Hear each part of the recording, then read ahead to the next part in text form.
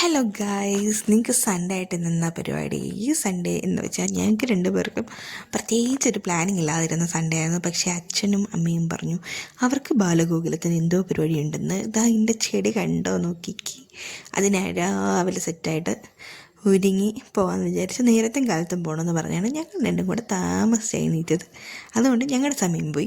പക്ഷേ സമയം പോയപ്പോഴും ഈ വീഡിയോ എടുക്കാൻ ഞാൻ കാണിച്ച മനസ്സ് നിങ്ങൾ കാണാതെ പോകരുത് ഗൈസ്. കണ്ടോ, അതിൻ്റെ ഇടയ്ക്ക് എൻ്റെ ഒരു ഷോ ഓഫൊക്കെ നടത്തി നേരെ പോയി. ഇറങ്ങിയപ്പോൾ തൊട്ട് ഭയങ്കര മഴയായിരുന്നു.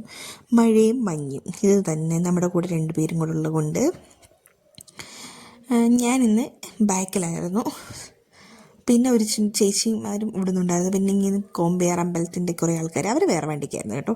നമ്മളെല്ലാവരും കൂടെ ഇങ്ങനെ അങ്ങ് പോയി വഴിക്ക് മൊത്തം മഞ്ഞയും മഴയുമായിരുന്നു. പിന്നെ നമ്മൾ കറക്റ്റ് സമയത്ത് എന്തായാലും അവിടെ ചെന്ന് കേട്ടോ. നമ്മൾ ചെന്ന് കഴിഞ്ഞ് പ്രോഗ്രാം തുടങ്ങുകയുള്ളായിരുന്നു.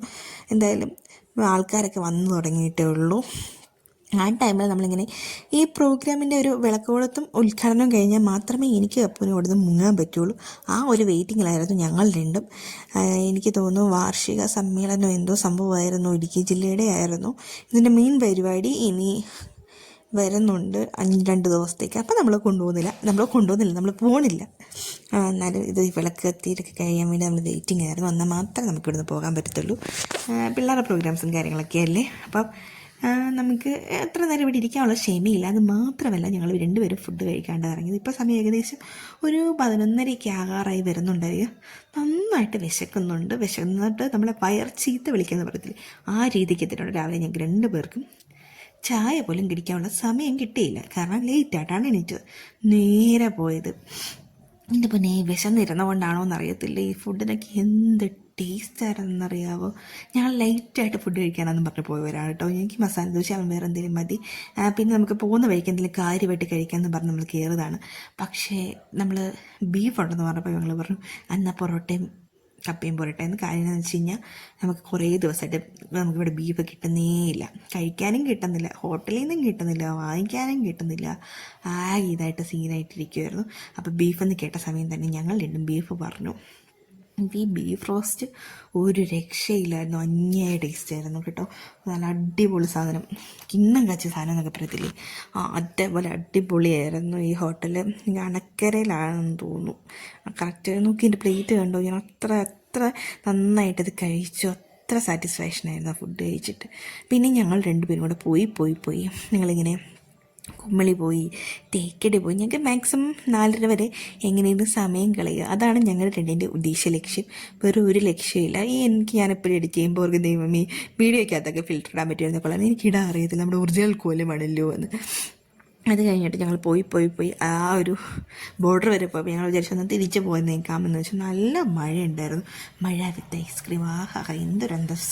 എനിക്ക് ഭയങ്കരമായിട്ട് ഇഷ്ടമാണ് മഴയത്ത് ഐസ്ക്രീം കഴിക്കാൻ. പക്ഷേ എൻ്റെ ഐസ്ക്രീം കഴിക്കാൻ അപ്പോൾ സാധാരണ വിടത്തില്ല. എനിക്ക് ടോൺസിലൈറ്റിസ് പ്രശ്നമുള്ളതുകൊണ്ടാണ് എനിക്ക് അവ ഐസ്ക്രീം വാങ്ങി തരത്തില്ല. പക്ഷേ ഇന്നെന്തോ എനിക്ക് സമ്മതം കിട്ടി, സ്വാതന്ത്ര്യം കിട്ടി. എനിക്ക് കണ്ട ഐസ്ക്രീമൊക്കെ വാങ്ങിച്ചു. പക്ഷെ നമുക്ക് കൊണ്ടുവരാൻ പറ്റിയില്ല. കാരണം ഒത്തിരി കഴിക്കാനും പറ്റത്തില്ല. 1 2 അതിൽ കൂടുതലൊന്നും എനിക്ക് ഐസ്ക്രീം കഴിക്കാൻ പറ്റത്തില്ല. ഇത് ചെറുതായതുകൊണ്ട് 2 ഇല്ല എൻ്റെ തൊണ്ട പിറ്റേ ദിവസം പണി മുടക്കും. പിന്നെ തൊണ്ടയ്ക്ക് വേദനയായി. ആ ഒരു 50 രൂപയുടെ ഐസ്ക്രീം കഴിച്ചാൽ 12,000 രൂപ നമ്മൾ ആശുപത്രി കളയേണ്ടി വരും. ടോൺസിൽ അതേപോലെ എനിക്ക് തൊണ്ട പിടിക്കും. അതുകൊണ്ട് പക്ഷേ ഈ അച്ഛൻ നല്ലൊരു സഹകരണമുള്ള അച്ഛനായിരുന്നു കേട്ടോ. നമുക്ക് എല്ലാം പറഞ്ഞൊക്കെ തന്നെ. ഇവരുടെ ഹോൾസെയിൽ ഷോപ്പാട്ടോ. ഇവിടെ അവരുടെ ഓണർ എടുത്തുകൊണ്ടു. വെറൈറ്റി എന്ന് പറഞ്ഞാൽ വൻ വെറൈറ്റീസ് ആയിരുന്നു. ഏതെടുക്കണമെന്ന് കൺഫ്യൂഷനാവും. അപ്പോൾ അതിൻ്റെ ഇടയ്ക്ക് ഒരു കുൽഫിയൊക്കെ വാങ്ങിച്ചിട്ട് എന്തോ ഒരു ഫ്ലേവറായിട്ട്, നല്ല ഫ്ലേവറായിരുന്നു, കുഴപ്പമില്ലായിരുന്നു. അപ്പം ഇഷ്ടപ്പെട്ടു, എനിക്ക് അത്ര അങ്ങനെ ഇഷ്ടപ്പെട്ടില്ല. പക്ഷെ എന്നാലും ഞാൻ ഇതിനകത്തൊന്നും കഴിച്ചു നോക്കി കേട്ടോ. എനിക്കിതിനകത്ത് ആ മിനി ബൈറ്റ് ഒരു അരുൺസിൻ്റെ ബൈറ്റ്സ് എന്ന് പറഞ്ഞിട്ടുള്ളത്, അത് ഒറ്റ ടൈം നമുക്ക് മിഠായി കഴിക്കാൻ, അത് ഐസ്ക്രീം ആയിട്ട് നല്ല ടേസ്റ്റായിരുന്നു. പിന്നെ അത് 5 രൂപയുള്ളൂ, അതാണ് അതിലും വലിയ കോമഡിയും. ഇതെന്ന് പറഞ്ഞാൽ കുഴപ്പമില്ലാത്ത ചോക്ലേറ്റ് ആയിരുന്നു കേട്ടോ.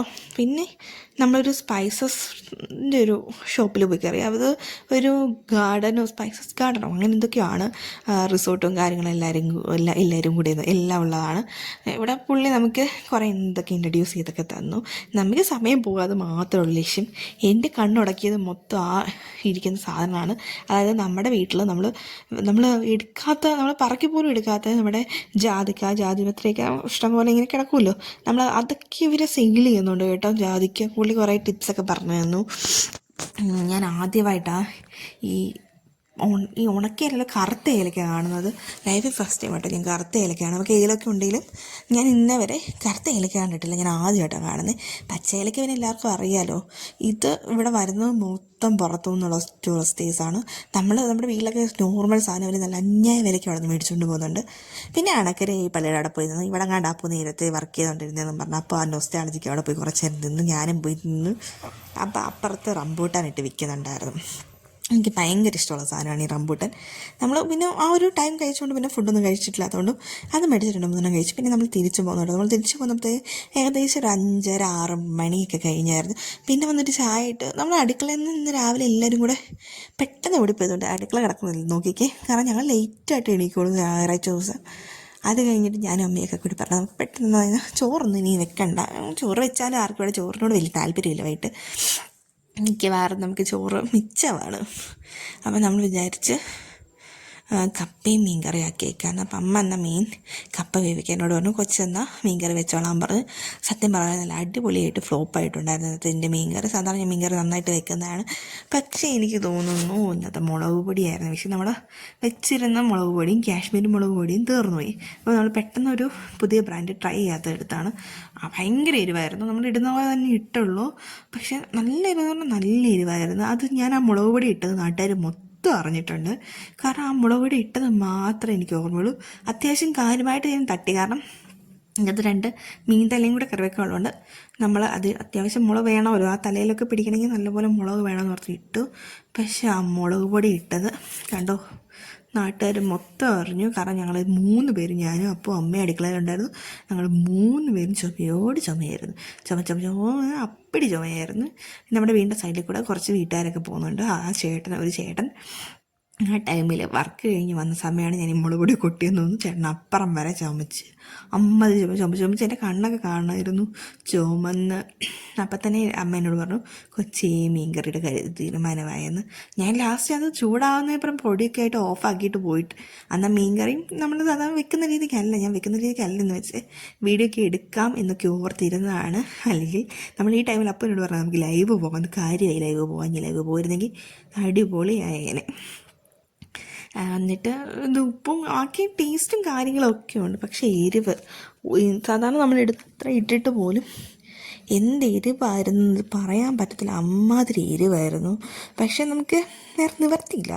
കപ്പയും മീൻകറിയും മീൻ വറുത്ത് നമ്മൾ ഓൾറെഡി പ്ലാൻ ചെയ്ത് സാധനം മേടിച്ചുകൊണ്ട് പോകുന്നതുകൊണ്ട് ഇനിയിപ്പോൾ ചോറ് അല്ലെ കപ്പയ്ക്ക് വേറെ കറി വെക്കാനുള്ള ടൈമില്ല. പക്ഷേ അത്രയ്ക്ക് ബോറൊന്നും അല്ലായിരുന്നു കേട്ടോ.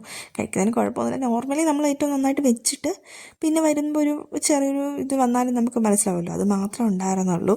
അല്ലാതെ വേറെ വിഷയങ്ങളോ കാര്യമില്ല. സാധാരണ വെക്കുന്നേക്കാൾ എരിവ് കൂടിപ്പോയി. ഞാൻ നല്ല അടിപൊളി മീൻ കറിയുടെ റെസിപ്പിയൊക്കെ നമ്മുടെ ചാനലിൽ ഇട്ടിട്ടുണ്ട്. ഇടയ്ക്ക് വേണമെങ്കിൽ അറിയിലൊക്കെ കാണാം. പക്ഷേ ഈ മീൻ കറി അത്ര സെറ്റായില്ല. നമുക്ക് നന്നായിട്ട് വെച്ച് കഴിഞ്ഞ് പിന്നെ ഒരു മീൻ കറി ഇച്ചിരി ഫ്ലോപ്പാകുമ്പോൾ നമുക്കുണ്ടാകുന്ന വിഷമം എനിക്കതുണ്ടായിരുന്നു. പക്ഷേ വിശപ്പിൻ്റെ വിളി, നമ്മൾ ഉച്ചയ്ക്ക് പിന്നെ ഫുഡൊന്നും കഴിച്ചിട്ടില്ലായിരുന്നല്ലോ. അപ്പോൾ നമ്മളിന്ന് അതുകൊണ്ട് പിന്നെ വിശപ്പ് ഉള്ളതുകൊണ്ട് ഞാൻ വിചാരിച്ച് വലിയ കുഴപ്പമില്ലാണ്ട് കഴിക്കാൻ പറ്റും എന്ന് വിചാരിച്ചു. ഈ മീൻ എന്തോ കുയിലോ അങ്ങനെ കണ്ടാണ് പറഞ്ഞാൽ അപ്പം ഇഷ്ടമാണെന്ന് പറഞ്ഞാൽ അപ്പം മേടിച്ചാണ്. പക്ഷേ എനിക്ക് മീനെ ഇഷ്ടപ്പെട്ടില്ല. മീൻ ഭയങ്കര സോഫ്റ്റൊക്കെയാണ്, കഷ്ണമൊക്കെ ഭയങ്കര സോഫ്റ്റാണ്. പക്ഷേ എനിക്കെന്തോ ഈ മീൻ അത്രയ്ക്കും ഇഷ്ടപ്പെട്ടില്ല. ഇവിടെ കുയിലെന്നാണ് പറഞ്ഞത്. നമ്മുടെ ഹൈപ്പർ മാർക്കറ്റിൽ നിന്ന് മേടിച്ചുകൊണ്ട് ക്ലീൻ ചെയ്തുകൊണ്ട് വന്നുകൊണ്ട് പിന്നെ മീൻ കറി വെക്കാൻ വലിയ താമസമൊന്നുമില്ലായിരുന്നു. കുയിലോ അങ്ങനെ എന്തോ പറയുന്നേ, വേറെന്തോ ഒരു പേരും കൂടെ പറയുന്നത് കേട്ട് എനിക്ക് മനസ്സിലായുമില്ല. കുയിലെന്ന് പറഞ്ഞാൽ നമ്മൾ പെട്ടെന്ന് ഓർത്തിരിക്കുമല്ലോ, അതുകൊണ്ടാണ് പറഞ്ഞത്. പിന്നെ ഇത് പെട്ടെന്നായി കേട്ടോ. കാരണം 20 മിനിറ്റ് മതി. കാരണം ഇത് ഭയങ്കര സോഫ്റ്റും ആയിരുന്നു കഷ്ണങ്ങൾ. പെട്ടെന്ന് മീനൊക്കെ ആയി. പിന്നെ കപ്പ വെന്ത് താമസത്തിൽ നമ്മൾ ഫുഡ് കഴിക്കാനുള്ള ഇതായിരുന്നു. പിന്നെ ആണെങ്കിൽ എന്ന് പറഞ്ഞു കഴിഞ്ഞാൽ എരിവ് കൂടിയത് ഭയങ്കര ഒരു വിഷയമായിപ്പോയി. പിന്നെ അതിൻ്റെ ആ മീൻ്റെ അത് വലിയൊരു മുട്ട ഉണ്ടായിരുന്നു കേട്ടോ. പിന്നെ ഞങ്ങൾ കണ്ടോ ഇനി എരിവിച്ചിട്ടുള്ള എക്സ്പ്രഷൻ കണ്ടോ, വീഡിയോ എടുക്കുന്നതിൽ കൊള്ളാം മീൻകറി കപ്പയൊക്കെ കൊള്ളാം എന്നുള്ള രീതിക്കാണ് ഞാനിരിക്കുന്നത്. അപ്പോൾ എന്നോട് പറഞ്ഞ് വെറുതെ കറി കുളമാക്കിയിട്ട് ഇങ്ങനെ എക്സ്പ്രഷൻ ഇട്ട് മെഴുകാതെയത്. പക്ഷേ എനിവേ കുഴപ്പമൊന്നുമില്ലായിരുന്നു. ഇച്ചിരി എരിവ് കൂടിയെന്നുള്ളായിരുന്നു. ലാസ്റ്റ് വെളിച്ചെണ്ണയ്ക്ക് ഒഴിച്ച് അത് അഡ്ജസ്റ്റ് ചെയ്തു. എന്നാലും ഞാൻ വെക്കുന്ന അത്ര സെറ്റായിട്ടില്ല. പക്ഷേ വിശപ്പുള്ളതുകൊണ്ട് ഞങ്ങൾ എല്ലാവരും ഇത് കഴിച്ചു. പിന്നെ ഞാനിപ്പോൾ കൂടെ പറയുന്നുണ്ട്, അപ്പോൾ എന്നോട് പറയുന്നുണ്ട് കറി വെക്കാന്ന് പോലെ വെച്ച മീൻ നല്ലതായിരുന്നു. ഞങ്ങൾ മീനെക്കുറിച്ചുള്ള ചർച്ചയിൽ